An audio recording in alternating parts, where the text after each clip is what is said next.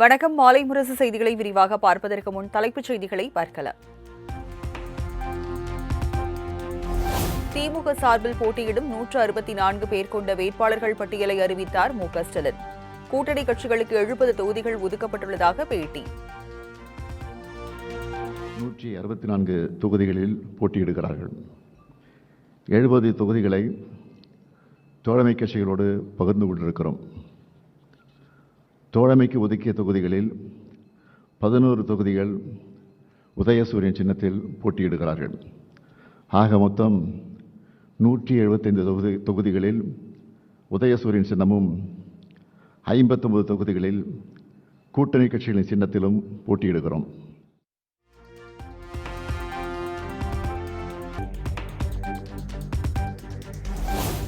கொளத்தூர் தொகுதியில் 4வது முறையாக களம் இறங்குகிறார் மு.க.ஸ்டாலின். சேப்பாக்கம் திருவள்ளிக்கேணி தொகுதியில் உதயநிதி மீண்டும் போட்டி. Chepauk Thiruvallikeni Udhayanidhi Stalin BCom, Kolathur Muthuvel Karunanidhi Stalin BA. இவர்கள் வேட்பாளர்கள் மட்டுமல்ல, வெற்றி வேட்பாளர்கள். திராவிட மாடல் 2.0 ஆட்சி அமையும். இது உறுதி உறுதி உறுதி.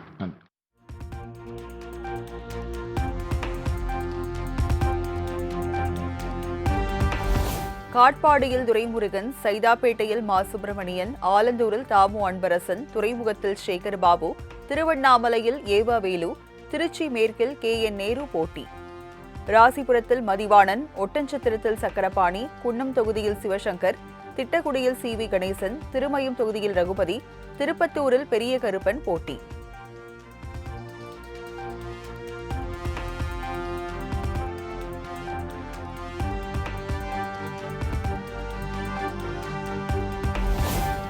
ஆத்தூரில் ஐ. பெரியசாமி, குறிஞ்சிப்பாடியில் எம்.ஆர்.கே. பன்னீர்செல்வம், அருப்புக்கோட்டையில் கே.கே.எஸ்.எஸ்.ஆர்., ஈரோடு மேற்கு தொகுதியில் முத்துசாமி, தூத்துக்குடியில் கீதா ஜீவன், திருவெரும்பூரில் அன்பில் மகேஷ், சேலம் வடக்கில் ராஜேந்திரன், மதுரை கிழக்கில் மூர்த்தி, முதுகளத்தூரில் ராஜகண்ணப்பன் போட்டி.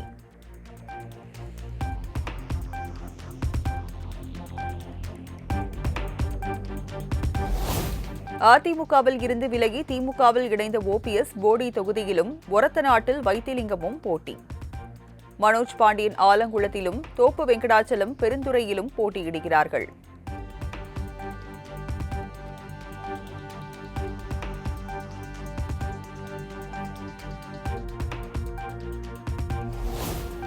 மனோ தங்கராஜ், கயல்விழி மற்றும் காந்தி ஆகிய 3 அமைச்சர்களுக்கு வாய்ப்பு மறுப்பு. பரந்தாமன், ஐட்ரி மூர்த்தி, எஸ்.ஆர். ராஜா, கருணாநிதி, கே.பி.பி. சங்கர் உள்ளிட்ட சிட்டிங் எம்எல்ஏக்கள் பலருக்கு கல்தா.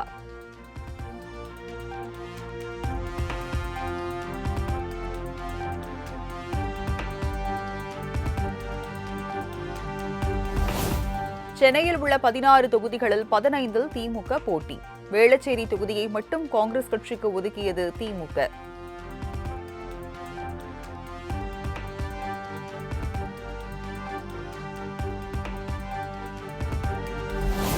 திமுக மெகா கூட்டணியாக இருந்தது, தற்போது அது மெகா கூட்டணியாக மாறிவிட்டது.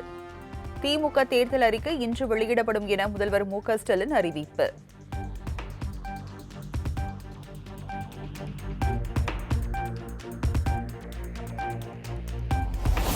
திமுக கூட்டணியில் காங்கிரஸ் போட்டியிடும் 28 தொகுதிகள் அறிவிப்பு. பொன்னேரி தனி, திருப்பெரும்பத்தூர் தனி தொகுதி, சோளிங்கர், உதகை, ஈரோடு கிழக்கு, அறந்தாங்கி, கடலூர், மயிலாடுதுறை, காரைக்குடி, சிவகாசி, திருவாடானை, திருவைகுண்டம், நாகடேரி, குளச்சல், விளவங்கோட்டில் போட்டி.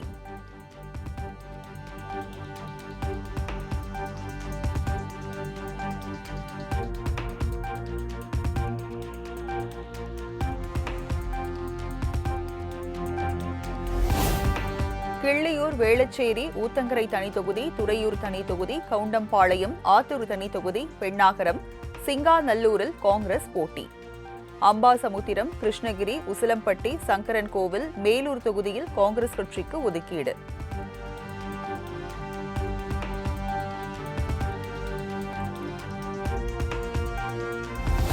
சென்னை தியாகராய நகர் எம்எல்ஏ ஜே கருணாநிதி கட்சி பதவியில் இருந்து விலகுவதாக திமுக தலைமைக்கு ராஜினாமா கடிதம். தியாகராய நகர் திமுக வேட்பாளராக ஜே அன்பழகனின் மகன் ராஜா அன்பழகன் அறிவிக்கப்பட்டுள்ள நிலையில் விலகல்.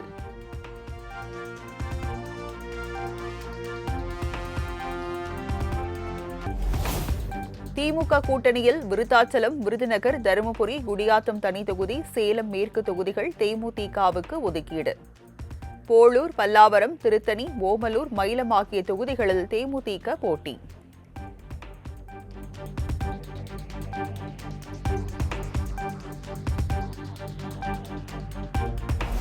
இரண்டாயிரத்தி 26 சட்டமன்ற தேர்தலில் தேமுதிக சார்பில் போட்டியிடும் வேட்பாளர்கள் அறிவிப்பு. விருத்தாச்சலம் தொகுதியில் பிரேமலதா, விருதுநகர் தொகுதியில் விஜய பிரபாகரனும் களம் காண்கின்றனர்.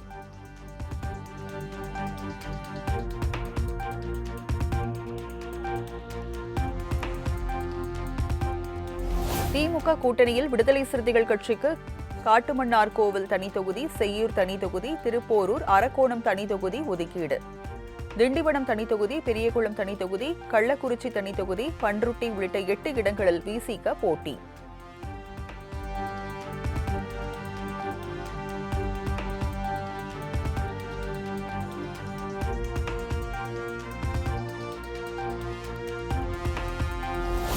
கீழ்வேளூர் தனி தொகுதி, கந்தர்வக்கோட்டை தனி தொகுதி, பத்மநாபபுரம் தொகுதிகளில் மார்க்சிஸ்ட் கம்யூனிஸ்ட் போட்டி. பழனி, திருவொற்றியூர் உள்ளிட்ட 5 தொகுதிகள் அறிவிப்பு.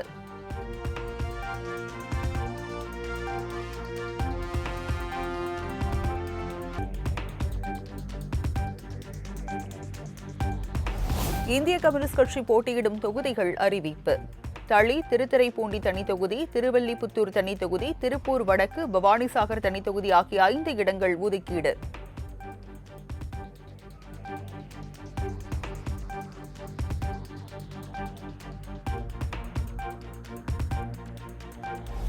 திமுக கூட்டணியில் மொடக்குறிச்சி, மதுரை தெற்கு, கடையநல்லூர், சீர்காழி தனி தொகுதி மதிமுகவுக்கு ஒதுக்கீடு.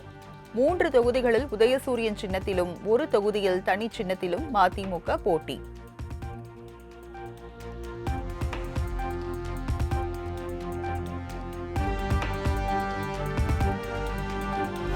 இரண்டாயிரத்தி 26 சட்டமன்ற தேர்தலில் மதிமுக சார்பில் போட்டியிடும் வேட்பாளர்களை அறிவித்தார் அக்கட்சியின் பொதுச் செயலாளர் வைகோ. மொடக்குறிச்சியில் செந்தில்நாதன், கடையநல்லூரில் ராஜேந்திரன், சீர்காழியில் செந்தில் செல்வன், மதுரை தெற்கில் பூமிநாதன் போட்டி.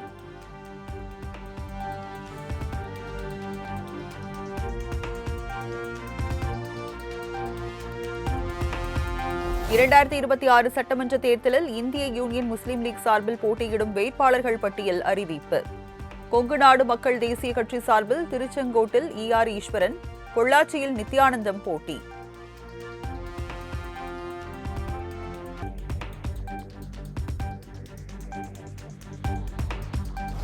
மனிதநேய மக்கள் கட்சி சார்பில் நாகை தொகுதியில் ஜவாஹிருல்லா, மணப்பாறை தொகுதியில் அப்துல் சமத் போட்டி.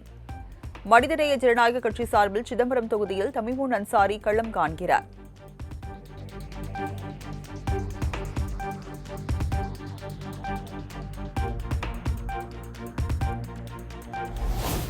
அதிமுக, திமுக இடையே 121 தொகுதிகளில் நேரடி போட்டி.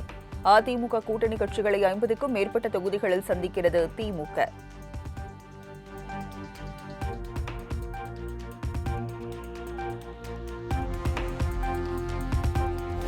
திமுக, பாஜக இடையே 18 தொகுதிகளில் நேரடி போட்டி. தாமரை சின்னத்தில் போட்டியிடும் தமாகவை 4 இடங்களிலும் நேரடியாக சந்திக்கிறது திமுக.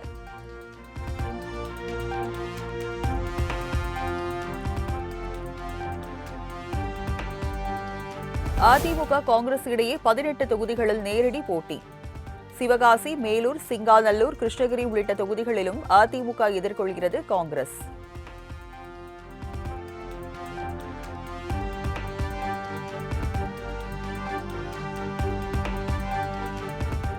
காங்கிரஸ், பாஜக இடையே 4 தொகுதிகளில் நேரடி போட்டி. பாமகவை 3 இடங்களிலும் அமமுகவை 2 இடங்களில் சந்திக்கிறது காங்கிரஸ்.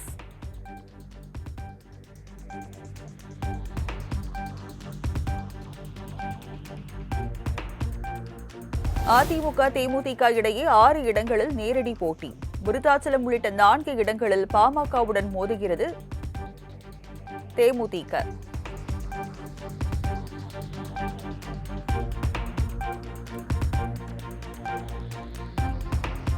அதிமுக விசிக இடையே 5 தொகுதிகளில் நேரடி போட்டி. பாமகவுடன் 2 இடங்களிலும் அமமுகவுடன் 1 இடத்திலும் விசிக மோதுகிறது.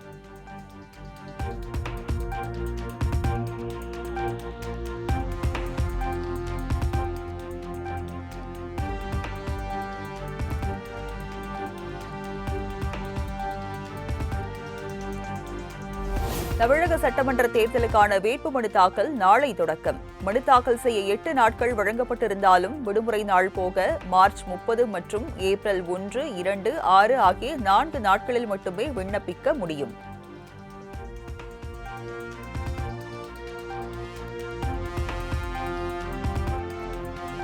வேட்புமனு தாக்கல் செய்ய வரும் வேட்பாளருடன் 3 வாகனங்களுக்கு மட்டுமே அனுமதி. தேர்தல் நடத்தும் அலுவலரின் அலுவலகத்திற்குள் வேட்பாளர் உட்பட 5 பேருக்கு மட்டுமே அனுமதி என அறிவிப்பு.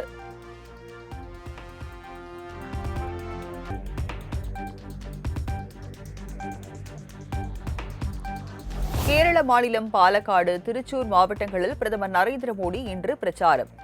தேசிய ஜனநாயக கூட்டணி வேட்பாளர்களுக்காக வாக்கு சேகரிப்பதுடன் ரோட் ஷோவிலும் ஈடுபடுகிறார்.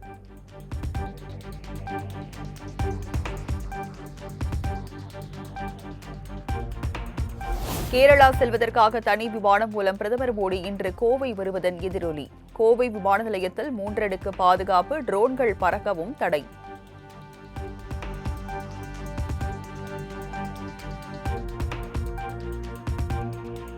குமரி மாவட்டத்தில் உள்ள நாகர்கோவில், குளச்சல், விளவங்கோடு, பத்மநாபபுரம் தொகுதிகளில் எதிர்க்கட்சித் தலைவர் எடப்பாடி பழனிசாமி இன்று பிரச்சாரம். தென்காசி, தூத்துக்குடி மாவட்டங்களில் தேசிய ஜனநாயக கூட்டணி கட்சி வேட்பாளர்களை ஆதரித்து நாளை பரப்புரையில் ஈடுபட உள்ளதாக தகவல்.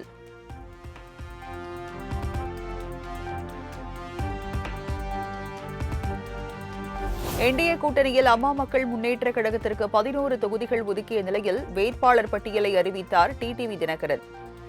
சைதாப்பேட்டையில் செந்தமிழன், பெரியகுளம் தொகுதியில் கதிர்காமு, காரைக்குடியில் தேர்போக்கி பாண்டி, திருச்சி மேற்கில் தொட்டியம் ராஜசேகரன் போட்டி. கழக துணை பொதுச் செயலாளர் அன்பு சகோதரர் ஜி செந்தமிழன் அவர்கள், திருச்சிராப்பள்ளி மேற்கு கழக தலைமை செயலாளர் முன்னாள் சட்டமன்ற உறுப்பினர் திரு எம் ராஜசேகரன் அவர்கள், பெரியகுளம் தனி தொகுதியின் வேட்பாளர் முன்னாள் சட்டமன்ற உறுப்பினர் கழக அமைப்பு செயலாளர் டாக்டர் கே கதிர்காமு அவர்கள்.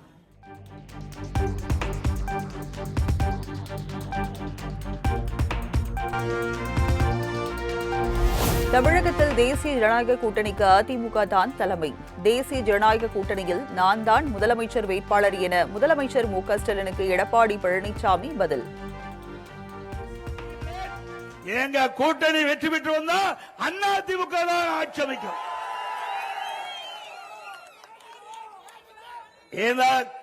அனைத்து இந்திய அண்ணா திராவிட முன்னேற்ற கழகம், பாரதிய ஜனதா தேசிய ஜனநாயக கூட்டணிக்கு தலைமை தாங்குகின்ற அதிமுக அதனுடைய முதலமைச்சர் வேட்பாளர் இபிஎஸ்.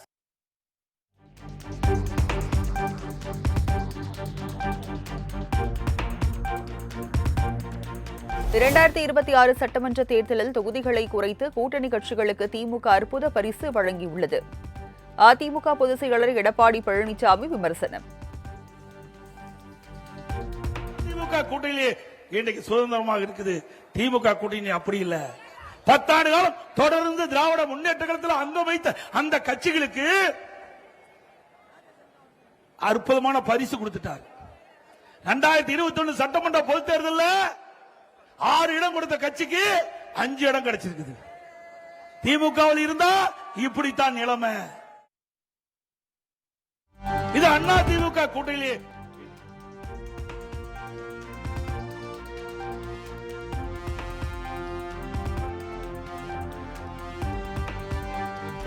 திமுகவின் தேர்தல் அறிக்கைகள் வெற்று அறிவிப்புகள் என எடப்பாடி பழனிசாமி விமர்சனம். 5 ஆண்டுகள் தமிழ்நாட்டை திட்டமிட்டு கொள்ளையடித்த கட்சி திமுக எனவும் சாடல்.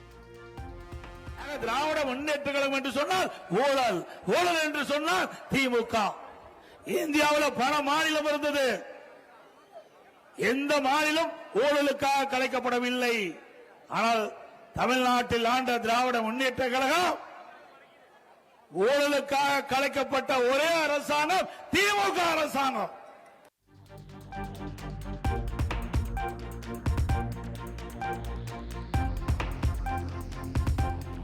ராஜபாளையம் தொகுதியில் தாமரை சின்னத்தில் போட்டியிட உள்ளதாக தமிழக மக்கள் முன்னேற்ற கழக தலைவர் ஜான் பாண்டியன் பேட்டி. இரட்டை இலை சின்னமா தாமரை சின்னமா என ஆலோசனை நடத்தி வந்த நிலையில் தாமரை சின்னம் என்பதை உறுதி செய்தார். மக்கள் முன்னேற்ற கழகம் அறிவிக்கும் தாமரை சின்னம், தாமரை சின்னம், சின்னம் தாமரை சின்னம்.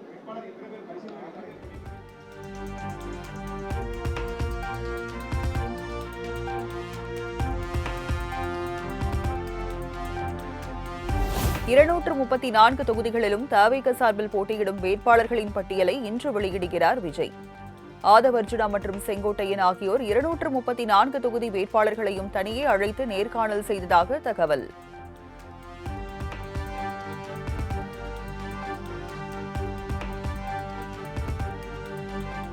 தமிழக தலைமை தேர்தல் அதிகாரியை நேரில் சந்தித்து புகார் அளித்தார் தவிக தலைவர் விஜய்.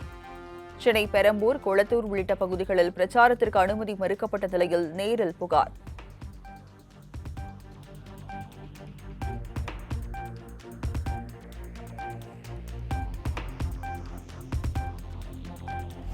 தவிக தலைவர் விஜய் பிரச்சாரத்திற்கு அனுமதி வழங்காத அதிகாரிகளை பணியிட மாற்றம் செய்க.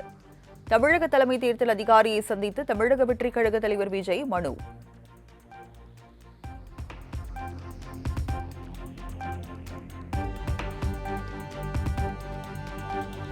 சென்னை பெரம்பூரில் தவிக தலைவர் விஜய் பிரச்சாரத்திற்கு அனுமதி. பெரம்பூரில் நாளை பிற்பகல் 2 மணி முதல் மாலை 4 மணி வரை பிரச்சாரம் செய்ய விஜய்க்கு அனுமதி வழங்கியது தேர்தல் ஆணையம்.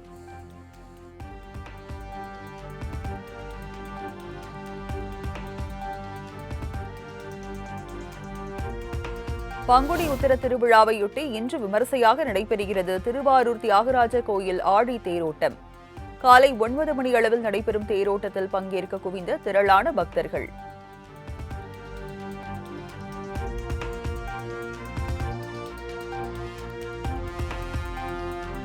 கோடை வெயில் தாக்கத்தில் இருந்து தற்காத்துக் கொள்ள நீச்சல் குளத்தில் உற்சாக குளியலிட்ட திருவானைக்கோவில் யானை அகிலா.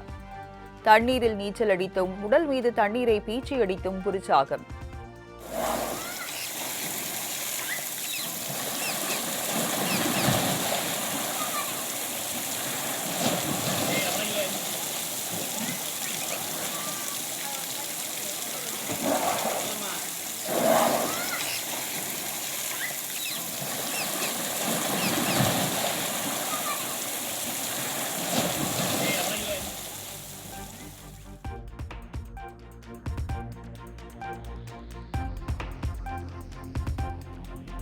மேற்காசிய போரில் ஈரானுக்கு ஆதரவாக களமிறங்கியது ஏமனின் ஹவுதி படை. இஸ்ரேல் மீது அடுத்தடுத்து ஏவுகணை தாக்குதல் நடத்தப்படுவதால் செங்கடல் வழித்தடம் மூடப்படும் அபாயம்.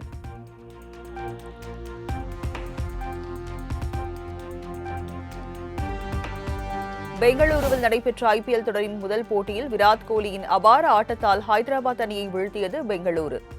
முதலில் விளையாடிய ஹைதராபாத் அணி 201 ரன்கள் எடுத்த நிலையில் 15.4 ஓவரில் 4 விக்கெட் இழப்பிற்கு 203 ரன்கள் எடுத்து வெற்றியை பதிவு செய்தது பெங்களூரு.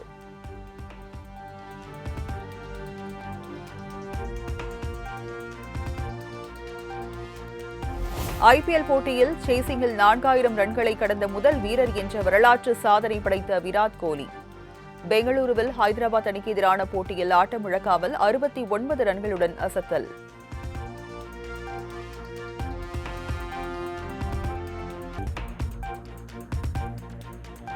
கடந்த ஆண்டு ஆர்சிபி வெற்றி கொண்டாட்டத்தின் போது கூட்ட நெரிசலில் சிக்கி ரசிகர்கள் 11 பேர் உயிரிழந்ததன் எதிரொலி.